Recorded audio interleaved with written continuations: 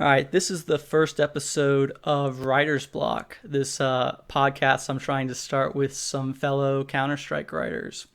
The premise of the show is going to be sort of similar to like a Thorin's platform where we get some writers, or I get some writers, and we try to delve into their content and sort of highlight what's good and what's bad about it.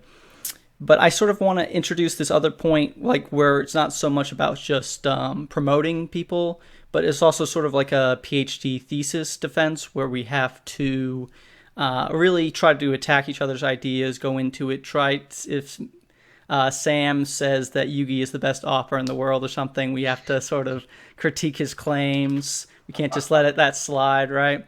So that's sort of the basic idea in this first episode. I want to talk about stats in CSGO. That's sort of a pretty hotly debated topic. I actually looked it up in that Thorin video where he said there are no stats experts, which launched that whole debate last year. It was almost exactly 1 year ago. It's a year and 3 days ago. But I will go ahead and do the host thing and introduce the guests. So top or co-hosts, or however much you guys want to be involved in the future. Top right, we got Max, Melit. Is it Melit or Melit? I always mess that up. Just Melit. Melit. That's right. I was thinking actually today that you could pronounce it Melit or Melit, comma fam, to you really ingratiate yourself with I had no idea that was a thing until people told me it was a thing, and I'm like, fuck, this could be a problem down the line. With the you ingratiate yourself with the millennials, play to your audience. But I actually thought it was weird that you actually just go by your real name because you're from Australia, right? My name is Wallabee Beatle. You work with a guy, Maui Snake. I mean, I think that name sounds pretty Australian too, but I don't know if it's Hawaiian or something. It's all in the Pacific. But yeah, I think that sounds pretty Australian. But so you're really not living up to your roots there, man. But right, well, do you just want me to disconnect from the call, or like just see myself on the way out? Yeah, not living up to my. I mean, I'm just saying. Why didn't you pick an Elias? I don't know, because in my head I was like, I saw the Richard Lewis route where I'm like, oh, it's probably like if this esports journalism thing doesn't work out and I want to go into like mainstream journalism, I don't know if I like want to one day report on sports and have like my moniker be like insert like really shitty alias, where it's like I already have this pre-existing following from writing in esports and then want to make a switch, but with a like alias. I don't know. I was just like, it might be easier, and also I'm not that creative, Sam. So coming up with an alias that I found acceptable was a difficult task. Fair enough. Yeah. Because do you know what my original alias was? This is a little sidetrack. It was Digby92 on Xbox Live. Do you know why? Oh, mate, it gets even better. It's because when I made the Xbox account, my mum was there with me, and at the time, the year 1992 was when you were 18, and so I was like in my head, I can like be a cool 18-year-old. This was when I was like 10 on Xbox Live, because I'll be like Digby, which is a sick name with 92 at the end of it, because all my friends had like whatever 99. So there's a little fun fact to start off the show. Do any of you guys want to like PhD thesis attack that idea? Or... No. Okay. Mine was HIV neutral, which is why I don't have an alias. Just so you know. But all right, Max, when did you start writing about esports? I think you started around the same time as me, about a year and a half ago, 2 years ago. Yeah, about like late 2015, but. Oh, okay. So earlier than me. I wasn't really writing there. You know what I mean? Just sort of like, Sam, I think you came in about early 2017, late 2016. Is that right? Yeah, December 2016. Yeah, and you've worked for ESPN, a lot of action. I have struggled to call it action because it's just the weird fucking way they spell that. No comment. HTC. But I actually had a question about your name as well. I mean, I was thinking with that W in there, I was wondering if that's sort of a homage to the neoconservatism in the United States under George W. Bush. Is that accurate? No, it's because I'm both from Quebec and from Ontario, and so I keep the W because it stands for Wilkins, which is an English name, and so it's to respect both places I come from. Oh, okay. But it's gone now. I just go by Samuel. And how you say your last name? You told me once. Yeah, you guys both do it wrong. It's so in French it's Delorme, but in Okay, English well, that's it's Delorme, Okay. not Delorme. Delorme. Okay. Yeah, it's just Delorme. All right. But I guess it's pretty good for intros. Any opening gambits? I guess maybe I should introduce myself. I got my name from a TV show on Cartoon Network, and I like the Pokemon Paris. That's which I use for branding. That's about it. I write about CounterStrike. There's really nothing there. Okay. So starting with the show in full, I guess the best way to start would be talking about this Launders tweet, which I think we've all done content on. I think this is like an interesting bridge into the actual discussion about stats. And I think, Sam, you wrote like the first article that we all responded to. What was the Launders tweet? What's your take on it? So Launders, this is annoying because Launders has a stream, as most people know, and I was on Launders' stream for a few days in a row, and we were talking for many hours, and we were talking about this, and I felt like I had got him on my side, and then he tweeted out this thing where he said, "Good analysis is specific, all else is fiction," or something along those lines. And all else is narration, maybe? Narration, yeah, and that triggered me like mad. Oh, me too. I immediately was triggered. I mean, like, I talked to Launders personally about it, and we still have arguments now about that. But, like, I just felt like it was unfair, so I wrote an article about it. I sent it to him, he read it, and he agreed with everything, so, except for one thing that was irrelevant to my article, really. So he agreed with the thesis. I just think that I don't think that's really his position. I think he was exaggerating, but I do think that it evokes something of a common mentality that people have when they reject broad, especially players and coaches, when they reject broad theses. Just for people who didn't read the article, what's your sort of specific defense against that position? Like, why do you think he's wrong? In brief. Well, I just think that there's two things. The first one is that a single instance, especially if you're looking at Launder specifically, the kind of videos that he does, in one round you don't know you don't know if what happens carries over to other thing, so it gives you very poor predictive power. When you're trying to make an inductive reasoning, you're trying to make an assessment about what's going to happen in the future. The larger the sample size, the better. And when you're making something off a large sample size, you need to ground your opinions, if you will, on things, on specific instances. But those specific instances can't be too specific, or else your sample size is too small. And so there's a tension. And if you want to make statements, value judgments like, oh, this player is good or he has good aim, you can't base yourself on a single round. That was the pitch, anyway. And Max, you did a video where you sort of talked about your own process of analyzing CounterStrike in response. Do you want to sort of respond to Sam and sort of give your brief summary of your thoughts on his opinion? Yeah, well, I agree with the inductive reasoning side of things, except I think it's my broader thing is just with stats and how stats are used in the context of content in general, and how in general people research and break down the game to form these broader opinions. Because I'm very much of like the mindset, and the more that I've done this method, the more sort of entrenched I've become in this opinion, because obviously like you keep putting more and more stock in what you think is right the further you go on with it. And so I honestly think, like, in order to make those broad sweeping statements, you just need to have like a fully comprehensive, analytically broken down large sample size supplemented by stats.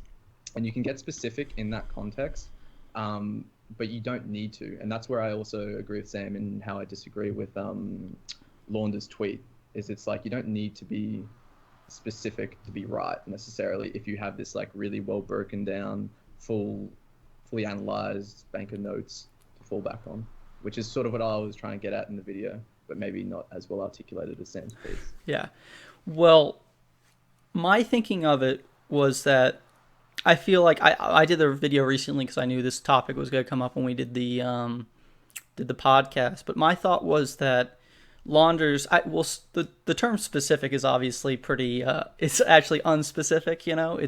It's open to interpretation to how specific Launders meant. But I took it as that he was saying that like round specific analysis was like the way to go, and you have to go round to round and then build a data set, as Max was saying, that you can can reason out a person's general, using inductive reasoning, their sort of general tendencies, which I think was both of you guys' opinion. But I was saying in my video that you need sort of different levels of specificity to get a good viewpoint of the game. Like, you can't always view it round specific moments, because round specific moments can be misleading. You can see Legija get a 3K in one round, and if you really break down that one round, it could be lead to really misleading results. So I was thinking that maybe you could do like more mid-level stuff with looking at specific halves on specific maps, or very broad level stuff where you look at lots and lots of interactions through the use of stats. And that's where I really see the use of stats as being useful. I mean, as sort of a very broad, like the highest level of looking at the game. Because, there is so many interactions, like on a round to round, there's so many battles, right? And then within the course of a half, within the course of a game, the course of a tournament, there's hundreds, and you can't be expected to look at everyone and look at everyone with depth. I mean, is this sort of a position that that would work with you guys, or do you think that that's did you disagree with me on that one? Sam, Actually, first. Yeah. I have a strong opinion on this, actually. Okay. I think that stats are super useful.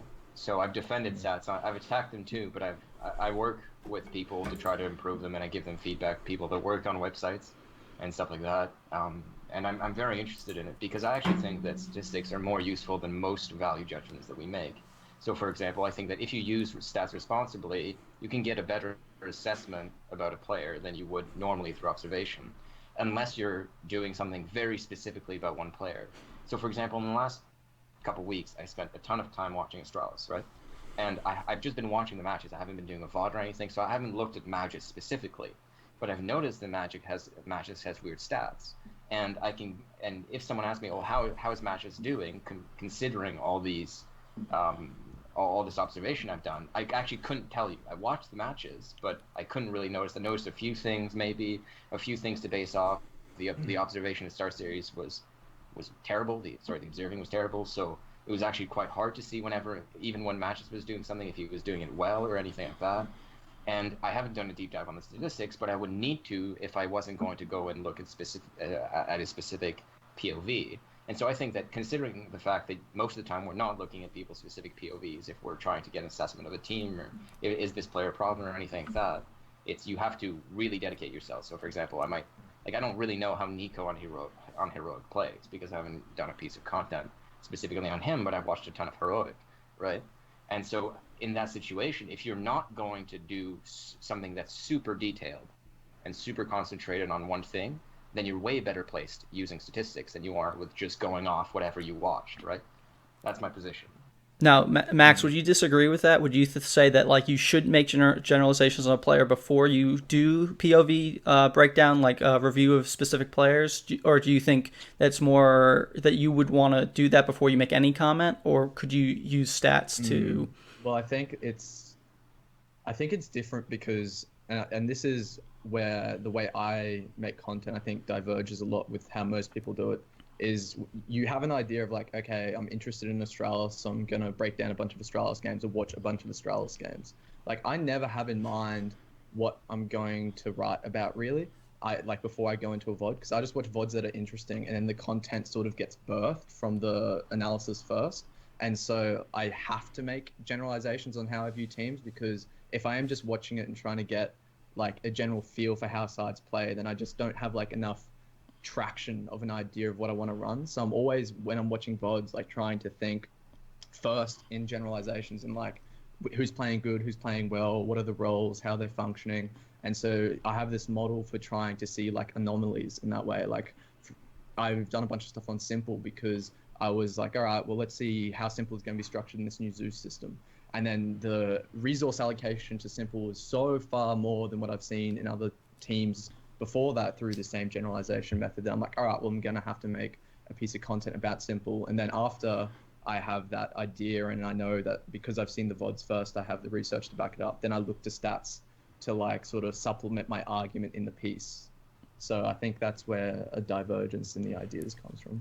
Well, you actually got to something I wanted to talk about, which was, okay, we can all acknowledge that stats exist and they're a good general barometer of performance, right? But I think the question becomes for us, because we're sort of, I think, in sort of a middle ground and agreement, that it's just like I think that's the standard orthodox answer, that it's pretty generally useful. But my question would be, to what extent can you actually use them in content creation?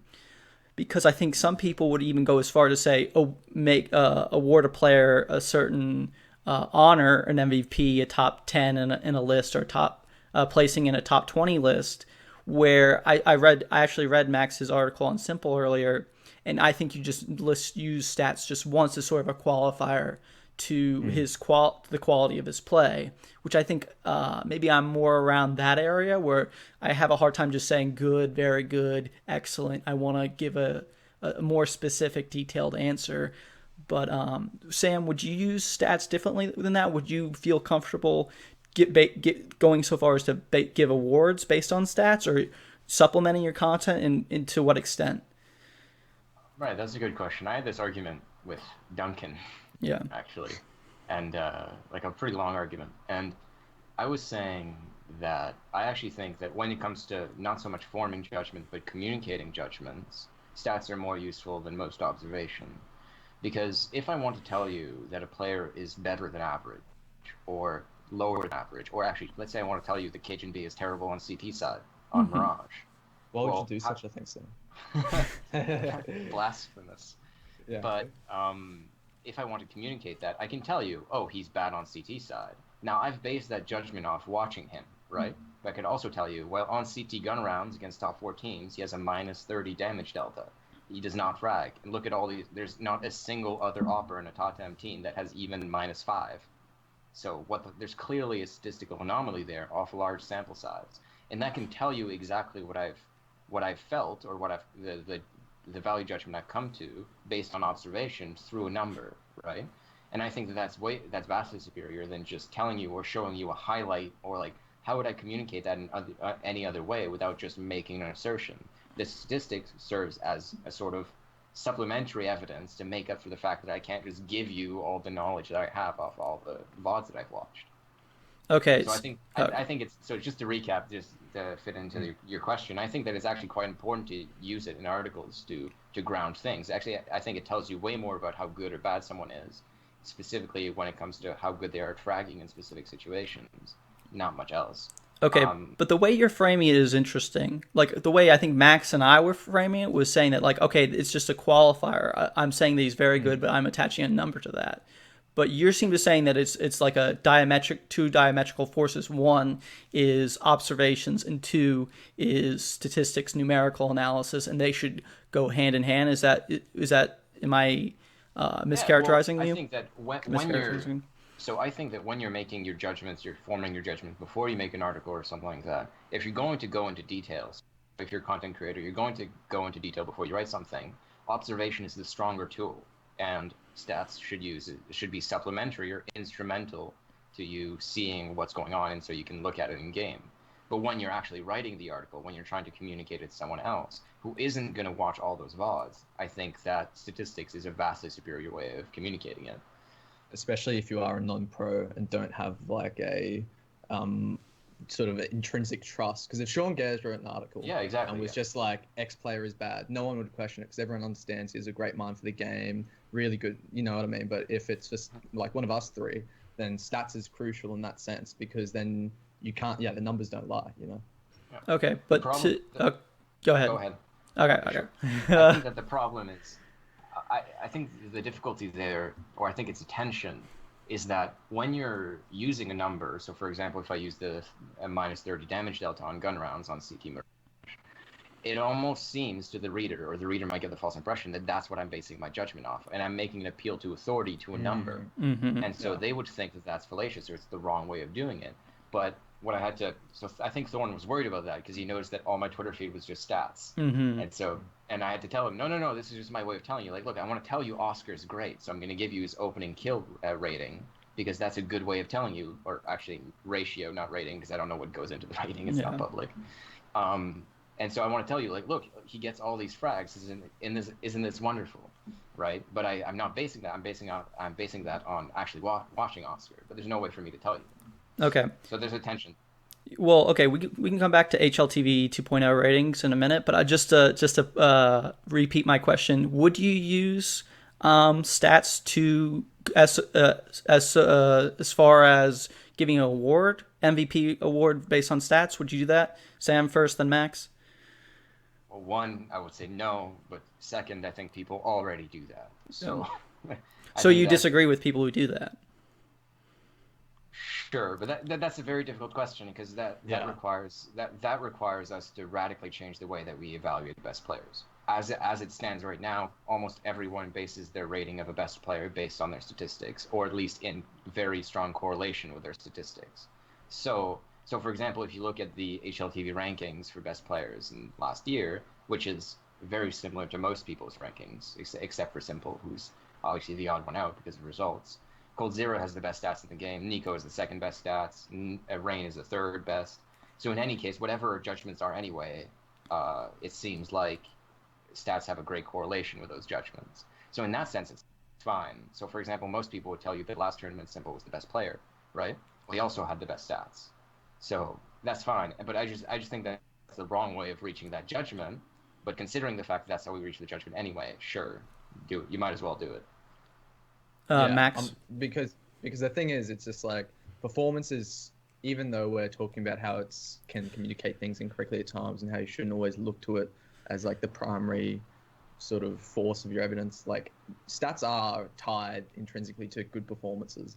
And so I think at the end of the day, if someone like Simple goes off in a tournament to the point of having an MVP performance, his stats will tell you that story. But it's when you have to get into these more nebulous sort of regions where you're waiting results and you're not looking at the way more apparent eye test. I don't know, because I think the reason why people got so butthurt with Simple specifically is just because he's so ridiculous to watch in game.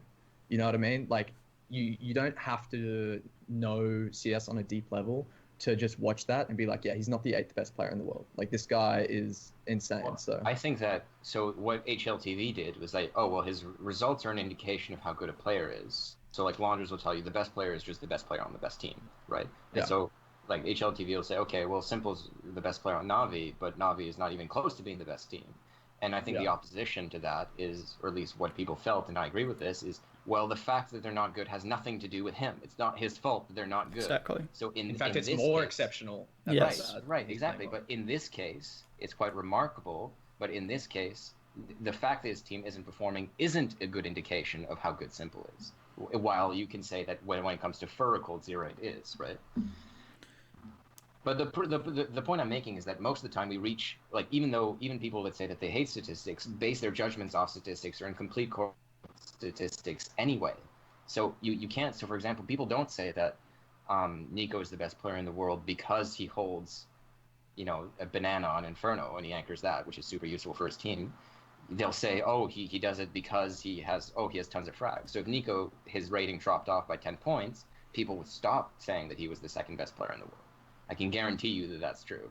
100%.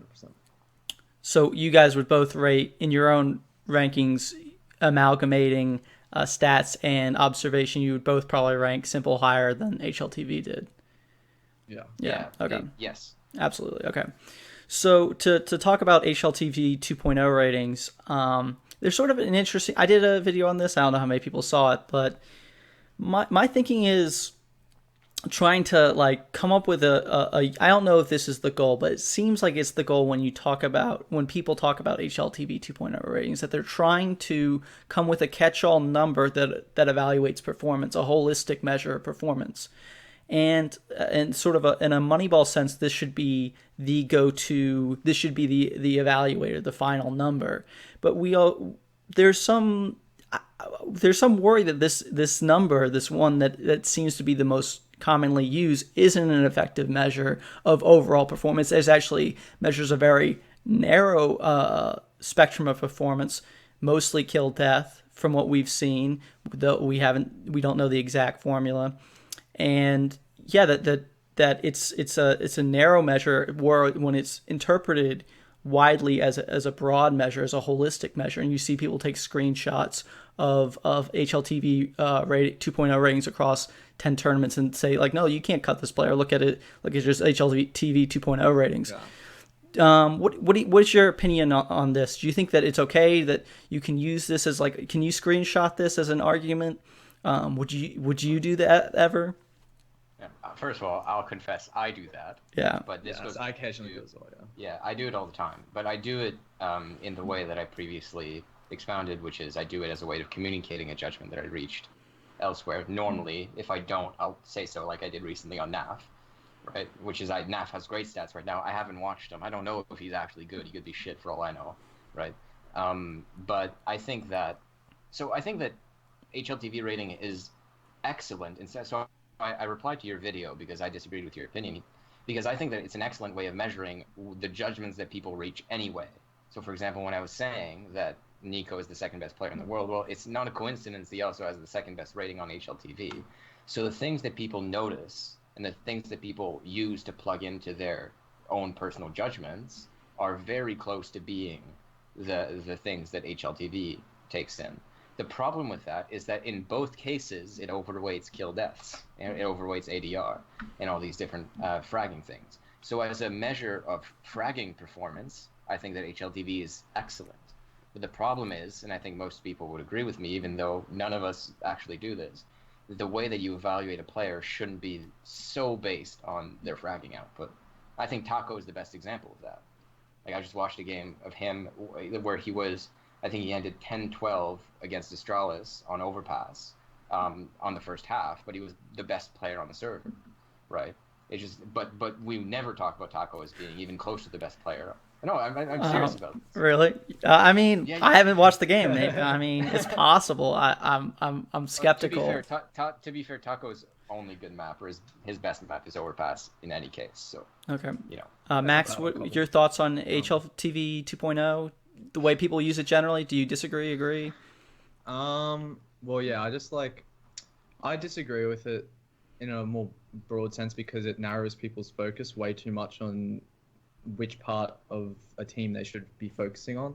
I think people narrow in way too much on fragging and rating as a whole, and like so grossly underweight the value of just being able to fill positions and just being good, like a good teammate and being consistent in the late round. Because I think I think in general, like the way teams are playing is just like far more holistic. And this might be my own like sort of ways of looking at the game changing over time, but I just think that the little bits and pieces and how teams transition off of defaults and how they execute onto sites and stuff like that, like fragging isn't always the biggest element of that. And I think also IGL. I just want to support what you're saying, because I think you're making a good point, which is that oftentimes the things that end up in the HLTV rating are the basis of a team decision or someone else's decision, but it boosts one person. Or sometimes someone like Nico might have a terrible game, but he didn't actually have a terrible game. He just got very unlucky, or the circumstances of the game stressed him in a particular way. But people will look at that and say, "Oh, look, Nico choked in a major final." And the thing is, it's like, all right, so let's pretend Cold Zero gets like a 1.03 rating, right? It's like people are looking down his event results, still see it's positive, and then move on. But it's like, no, if Cold Zero gets 1.03 rating, something's like gone grossly wrong within SK. You know, like because of how much is being put around him within the team dynamic. You know, like it's so relative to how certain players operate within sides. So yeah, I'm not a massive fan of ratings. And the other good example of that is I had a very long argument with Duncan and Stuchu about or Stuchu just put in a couple comments. Yanko did too, actually, but about Cloud9 as a team right after they won the major, because I was arguing that Cloud9, what made Cloud9 win was not gross overperformances of individual skill. I think some of the players played better than they normally do, somewhat. You don't think Skadoodle wasn't a gross overperformance? Yeah, I was about to say. No, I think Skadoodle played differently. I think Skadoodle always plays well individually. Like, he rarely misses shots, and he's great in clutches. It's about his decision making, but that counts. So Skadoodle overperformed. But what I mean, I think Tim severely underperformed in every. So he actually admitted it himself in an interview. Like, he didn't play very well in that major final. Relative to the over performances of the rest of the game. I think he was still pretty good in that final. No, he had a few rounds where he threw the round, and it was quite important. Against SK, he did so too, where he just whiffed sprays or stuff like that. But what I mean is, so Stucci used stats as an example. Like, look, they all had way higher plus minuses than they normally do. Like, of course they had greater plus minuses because they won the rounds. That someone has to get a kill. That doesn't tell you if they got that kill because of their team, because of the way they use nades, the way they take map control, or because they hit a really nutty shot, right? And so sometimes stats lie, where they tell you that someone did better or worse than they normally do based on, and you would just think that it's their individual performance, but it's actually their team that affected that either way.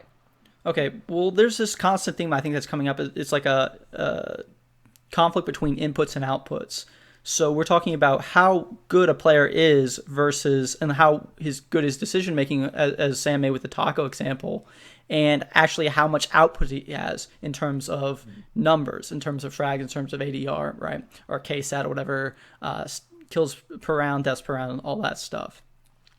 And then you brought up another good example of an input, a team winning, leading to, if a team does well, that's going to lead to less eco rounds. If his teammates don't just get run over, then maybe, it's a 4v1 or something like this. It makes it harder to have good output. And I think this goes back to our original topic with Launders and good analysis is specific, where it seems like if we just look at the outputs, if we just look at stats, then that's going to be skewed by just the inputs, how good the team is, what their performance is do they have good strategies, right?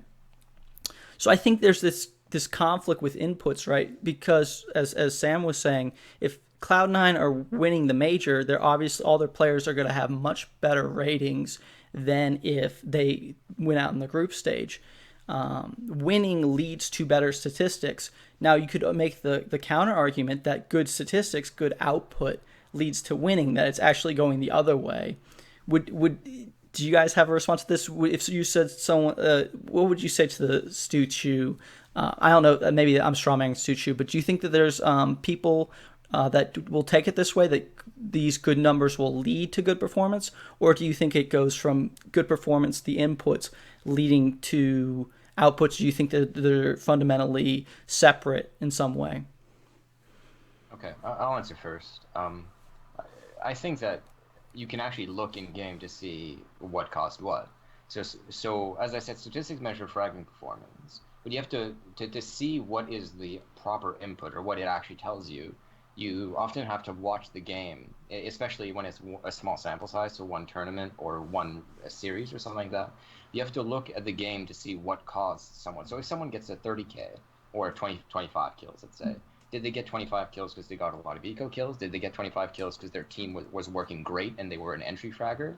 Or did they do very well because they were put in a ton of clutch situations and they're cold zero or they're nafly? You know what I mean? It very much depends. In games where Skadoodle is left in a lot of clutches, he'll get a lot of kills because he's great in clutches, right? But did he do that because he played better than he normally does? Not necessarily. I'm not talking about the major specifically. Or because the team lost enough post plans to always put Skadoodle in clutches. Yeah, exactly. Saving rounds for them. Yeah. But in both cases, he's playing as well.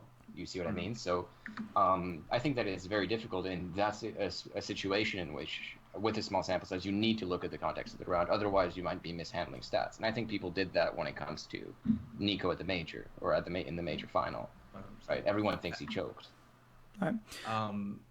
Well, yeah, just to add on to that, like, I totally agree with that input thing. But then at the same time, if you want to just look at the stats, then it's like compare C9 performances, like in their ratings and their stat lines at the major versus how they've done after it and before it. And then like even just the output will give you a rough idea of what happened in that major finals just by like context. Because if they grossly underperform just statistically in the next two tournaments and get consistently bombed out, then it's like maybe as telling as going really specific into games.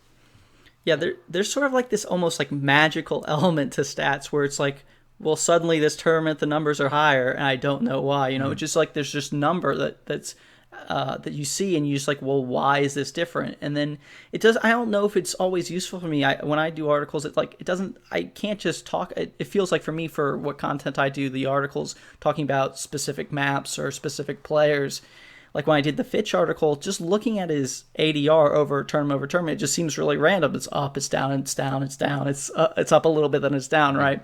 It's just like what happened, and then I have to go into the games and then see, okay, he's changing positions here. Okay, they're playing different maps. Oh, maybe he's doing the same thing. You see that him being countered here. He's playing this spot over and over, and then phase, okay, do something, and then he loses 2 rounds in a row for his team. It's this sort of like talking about how stats are used in articles. I just don't see in that Fitch article how I could really use stats to evaluate him, right? I have to look at the game. I have to look at like what he's doing in the round to get those stats. I have to look at the inputs. That's just sort of my general theory. That's just how I approach stats. Maybe Sam thinks it's a little too pessimistic. I think it depends. So let's say I wrote an article about Yugi and Mertz, right? And when it came to Mertz, I had nothing to say about statistics. I might have used, I don't even think I did, but I definitely, when I did my video with Thorin, I definitely didn't cite statistics. Like, there's nothing to say. Like, he has a very high plus minus, sure. He's an opper. They normally have very high plus minus. That's fine. What I cited were, I would call like almost a virtue ethics kind of thing, where he has great flicks, he has great no scopes, he has these things, he positions a lot of profile. Right? But when it came to Mertz, I thought that it was actually very useful to use statistics, because the thing about Mertz is, you might have noticed now he's on North, he loves trying opening kills. And so using his opening kill ratio, or rather his entry usage in this situation, is actually very good to indicate, well, look, it's like 27% on North Academy. That is way higher than any other opper. Yugi's is 17, right? And so, and most oppers are around 17. So it's actually, in this case, the stats do tell you something important about the way that he's used. And it's way better for me to say that than, one peak he might have done on Inferno or Cash. Okay. So it depends. Yeah, all right. I think that's fair enough. But going back to sort of, you were talking before about Twitter arguments and disagreeing with me. I think the half the reason I did this first show on stats is because we had some sort of argument. I just DM'd you as like, we can just handle this when we do a show. But is there someone specific in the scene who you've listened to describe their opinions on stats? I mentioned the Thorin video talking about the lack of CSGO stats expert at the top of the show. Is there someone that you think, like, I think this guy is just wrong, I think that his approach is just silly, or I disagree entirely? We already sort of talked about HLTV and the use of awards, so maybe not that specific example, but is there someone you think is askew, is misleading in his use of stats? Well, I actually think it's a bit of a straw man when people attack stats, because I think that the people that, and this includes me sometimes, by the way, that the people that criticize people that use stats actually are the ones that are being the most unreasonable. Because I think that very few people create very strong defenses for the way that people use stats. I just think everyone uses stats, regardless of how honest they are with themselves, to make judgments. Because when you're not making, let's say, like, I'm not making content on Liquid right now at all, or Cloud9, but I'm still keeping up with their stats to see how individuals are doing. Like, I've noticed that Nav has crazy stats, right? And if someone asks me, oh, what do you think of Nav? I'll tell them, oh, well, it looks like he's doing pretty good, right? But I'm not putting myself on the line with an article, because then I would require more research, because just generally, or on Twitter, shooting the shit. Like, I love to put opinions on Twitter to see what people think. Then people use all kinds of things. So I think that when I'm criticizing stats, or you're criticizing stats, let's say you've said that, oh, people use HLTV rating as the gospel. Well, I think if you really ask anyone, I'm talking about casual fans, though. I'm okay, really that's really what I was railing against in that video. Yeah, because just okay, with the. Oh, sorry, you want to go on with your? Yeah, no, go. Okay. I think a big thing where stats comes in helpful when we're talking about, like, within the scope of a casual fans, is that it gives it's an instantaneous reference point for people to just know that a player is good. Because to actually get into, like, analyzing the inputs and, like, having a model for perceiving the game at high levels, it takes, like, a lot of time, and you have to constantly watch the games, you know what I mean? And so it's just like an instant reference point for people to immediately get an idea of what's happening without having to spend 3 paragraphs breaking down, like, micro concepts and specific examples from specific tournaments, which I do anyway, because I like that. But, yeah, it's an instantaneous reference point, which is why I think it's good. Okay, so you both answered, but you both didn't answer. Is there someone specific? I'm not calling anyone out, Wallabee Beadle. It's the first episode. Well, I did. Like I called you out. I called Okay. myself out. I think I did this. Like I wrote an article back a long time ago, about a year ago now, in February or March or February. something. I had it. I'm gonna look. Yeah. I read it. And I think that I created a straw man. Like I don't think anything I said was wrong, or maybe if I reread it, I would disagree with some of the stuff I said. But I just don't think that anyone uses, or maybe even the video that Thorin made. I don't remember exactly what he said in that video, but if he had a similar position I did, which is like, oh, people need to use fewer stats and all these different things, like I just don't think that's a reasonable expectation, and I don't think that on an intellectual basis people are using stats that way. I think that people are using stats out of convenience most of the time, as Max just mentioned, right? And so I think that people that attack stats are usually creating straw mans, unfortunately. So the one the one bit of content that I think like uses way too much stats is like the older HLTV pieces. I think in the last, like their sort of blog posts, I think a lot of them, and not especially recently when they're like tying more interviews and fleshing them out with like eye tests and stuff like that, like they're some of the best articles in the scene.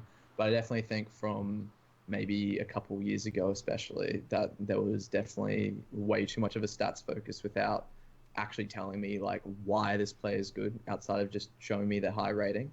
You know what I mean? Like because I the things that I find interesting is like style, how a team uses a player and stuff like that, and you can't get that from stats really.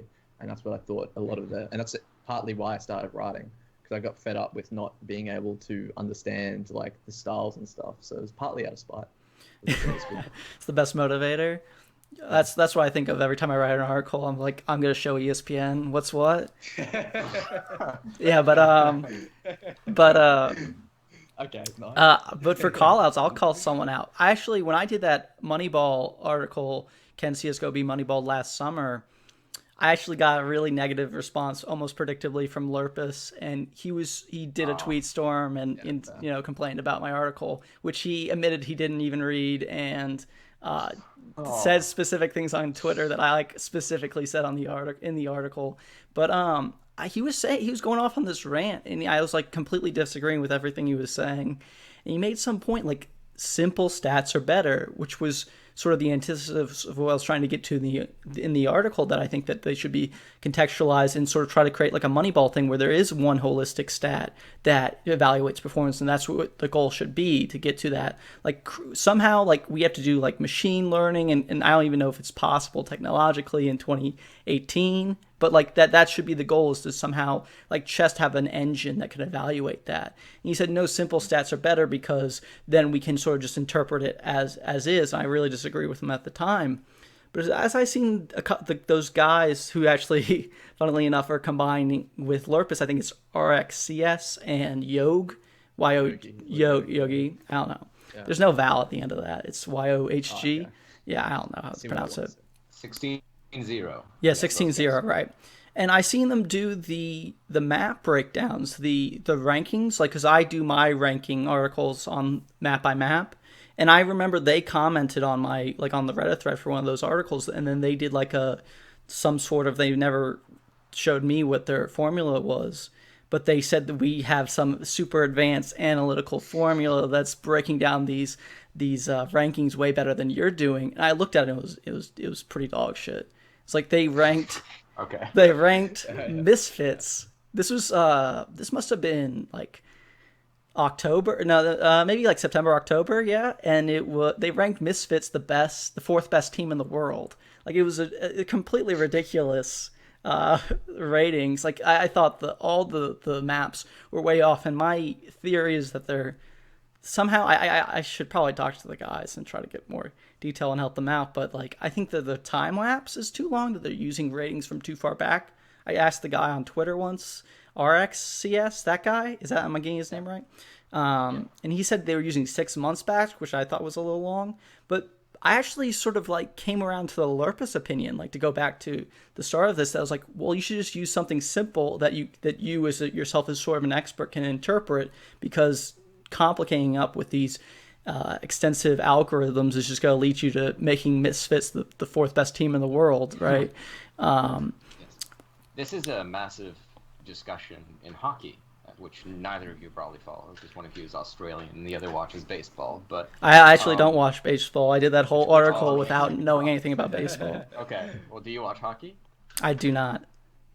From the South, man. So no ice. Okay. Vegas has a team, but anyway, there's a massive tension between the old school people. Hockey is the most old school sport ever, with all these guys that say, "Oh, it's about character and all these different things." Grit. And then there's these, grit. Grit and perseverance people. And Virtus Pro. Exactly. What did I say? There's all these people, these younger people, that are creating statistical models to evaluate performance, right? And there's this massive healthy debate, and it's also sometimes toxic, but it's pretty healthy, I think, that has improved both camps. And they started out with these game score things, where they think, after a game we'll rate you on, the amount of poke checks that you did and your entry rate and all these different things. And the problem when you're making such sweeping large game score kind of things, which still happen today in hockey, but no one pays attention to them, is that they're almost arbitrary. And the best that you can do with general ratings, in my opinion, is to make sure they match up with your observation, right? That's how you know. So the only use that they have is for you to get the same opinion you would have if you had watched the match without having to watch the match, right? And when you're doing that, it's just like, it's so hard to actually nail down that it ends up being more instructive if you use specific statistics like entry kills, for example. I think entry kills on gun rounds is a great metric for knowing how aggressive someone is on an AWP, right? So like, that's a very specific, simple, and there's no HLTV rating. It might be a plug in the HLTV rating, but I think it's a great metric, and I think it tells you a lot. It just tells you a lot about something very small. And I think that's sort of humble way of using stats, if you will, which I think is probably what Lerpus was saying. I would actually agree with that position. I think that it's more illustrative of things. Unless you have a perfect model, it's more illustrative of someone's performance. Okay, Max, do you think simple stats are the way to go, or do you want to go sort of the Moneyball route, more complex and more holistic stats that evaluate performance? Well, I think at the end of the day, like, stats are just a tool for content creators to leverage as like communication devices. I don't think the stats in upon themselves are the opinion, or they are the point that's trying to be made. I don't know. It's like, as long as the stat is doing its job in communicating an idea, I don't think it necessarily matters if it's ultra complex or if it's just this simple stat, as long as it's used correctly. And while the complex stats and like the like machine learning Moneyball type shit, where they have Terminator just watching CounterStrike games and like making perfect models, like, if that it might open up the door for like less work to be done on the content creators part, where you don't have to watch like 9 fucking Swiss system best of threes in order to come on a single group stage game. Like, it might reduce that workload, which obviously has a lot of benefits, but at the end of the day, like, someone needs to sit there and actually get people to care about like men playing video games, like, at the end of the day. And it's like, I don't think and women as well, they do it apparently. And it's like, I think at the end of the day, stats are just tools. That would be my way of looking at it. Okay, to end the episode, I'll just sort of give there's no real answer to this. You can't be right or wrong on this, but just sort of an opinion thing. I think in sports like baseball now, I am not an expert in baseball. I don't even watch it, right? So I can't give a good evaluation. But some people in baseball are very, very convinced that the way the machines, the cameras, and the computer analysis of the game is actually way more accurate than human analysis. And for chess, I mean, this has been going on for a decade or more, that computers just can play chess and analyze the game much better than humans, which is there's sort of this weird irony that video games now, like CounterStrike, can't be understood better by computers when games like baseball seem to be better understood by computers. So my question would be, Max first, then Sam, just to switch up the order. Do you think it's possible that Counter-Strike can be figured out in a way. Maybe not. You can't maybe solve CounterStrike. Chess hasn't even been solved, right? And maybe that's even possible. But do you think that there's going to be a time within the next few years, within the foreseeable future, where you're still in the game, where computers, where models, where statistics are going to be understand the game better than humans and evaluate performance better than humans? First of all, can I say the conclusion to that article where you like make that little nice point? I just like sort of stood off my chair and I'm like, well done. Well done, Scott. That's just a beautiful way. Nice little bow on that bad boy. I enjoyed that. But I think like CS:GO is just too dynamic of a game, and it's so like just the nature of aim. Like I think unless you can literally record every single movement of a crosshair of every single player at once, and like it's so subjective. And chess is so much more limited in that sense, right? Because there's only so many moves. You know, people like to brag that they do the exponential functions about how many moves, but there's only like so many combinations. Where CounterStrike, think of all the different angles you can go with your mouse and the movement, and it's like 10 players and interacting. It's just so much, right? I think the like my argument against this would be just the one clip where Simple like throws his orb like over and like kills the dude with P250 on Dust 2. Like no model would ever like be able to describe like the impossible nature of that moment, you know? And that's where I think it's just like, that's why I love CSGO so much as a game, because there's just like those moments which is just like it forces you to redefine like certain elements of how you view the game, and that like the profundity of that just can't really be captured by like statistics or by like really complex models, I don't think. And I think you need like a human to convey like the profundity of CSGO as a game, because it is so profound a game because of how complex and dynamic it is. It's not chess. I'm actually just going to disagree with Max on this point. I think that you can measure. I don't know if it's happening in 5 years, but I know that if fucking NASA, dedicated themselves, they could measure aim and all these different things. But what I don't think they can measure is decision making. Yeah. So in League of Legends, oftentimes you have a very straight up decision like, oh, you should have gone top here. You should have cleared these minions, or super stack this wave, or use banner command here, and all that, which is quite clear.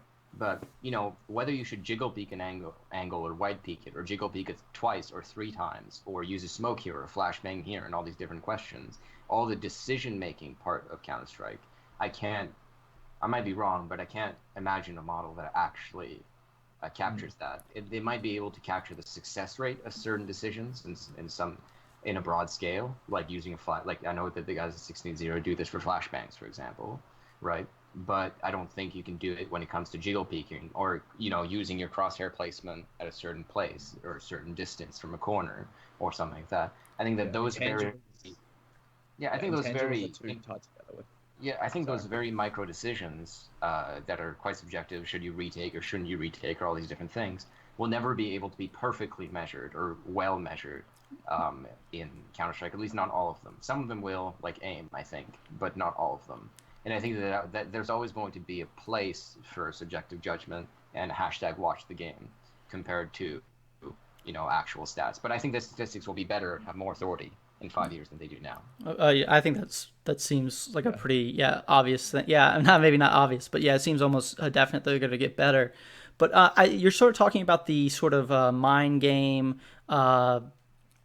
What's the term?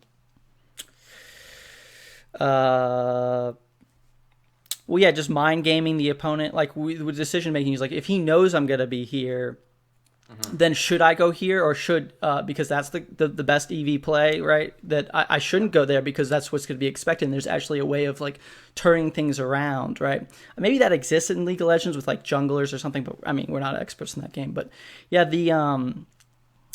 that aspect of the game, decision making. I mean, would it change your mind to know that in poker, which seems to be a lot about this sort of thing, about trying to trick the opponent, actually computers have beaten the best poker player, or some of the better poker players? I don't know. I feel like intangibles, like confidence, like they didn't have much form and like excuses by pro players, like getting to events and leaving events is taken like as real Yeah. valuable material, and there's a reason for that, because it's like the intangibles around CS:GO are so tied to performance, it seems, that I don't know if you can necessarily convey that as well through the way that how you're feeling that day affects your aim, for example. Yeah, it's crazy. So I think, by the way, I think it's completely possible that a computer becomes better at the game. Oh, well, you can just have an aimbot. Yeah, but that's very different. Yeah, from being able to analyze the game as well. I think it would be masterful work if that was able to be done. I hope that it is. That'll make my job easier, but yeah.